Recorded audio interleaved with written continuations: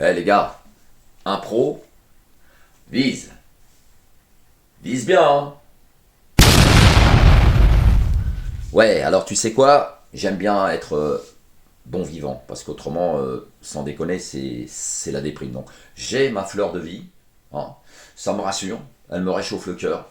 Et quand ça va pas, bah écoute, c'est de l'eau de vie. Donc on reste dans la vie, tu vois, c'est ce qui est important, c'est qu'il y ait cette fluidité de réactivité et de bon vivant en fait.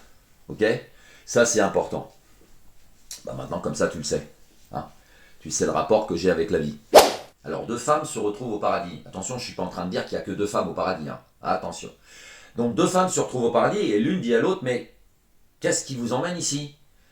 Bah écoutez, lui répond-elle, j'étais convaincu que mon mari me trompait, donc je suis rentré à une heure où je ne suis pas à la maison d'habitude, hein, 3 heures avant mon fin de service habituel cette journée. J'étais convaincu, je sais pas pourquoi, mais j'étais convaincu qu'il me trompait, donc je voulais m'en assurer. Hein. Donc je suis rentré à la maison et j'ai couru dans le salon, il n'y avait personne. J'ai couru dans la chambre, il n'y avait personne. J'ai couru dans toutes les pièces, il n'y avait personne. Puis au final, j'ai été dans la cave. Je me suis précipité dans la cave. Et c'est là que j'ai trébuché. Voilà. Alors la seconde lui dit, eh bien écoutez, si vous aviez regardé dans le grand congélateur, nous serions encore en vie.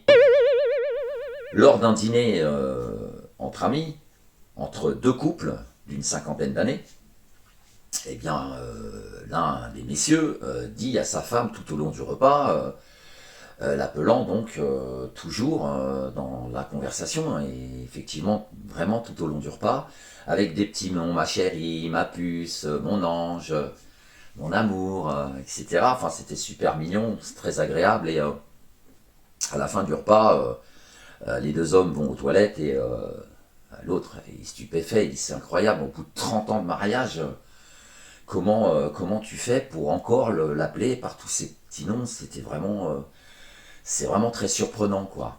Et l'autre lui dit, bah écoute, en fait, voilà, je l'appelle comme ça parce qu'en fait, j'ai oublié son prénom. Bon, je me doute que tu dois connaître la différence entre un accident et une catastrophe. Mais je te le dis quand même. Ta belle-mère qui est en train de se noyer, bah c'est un accident.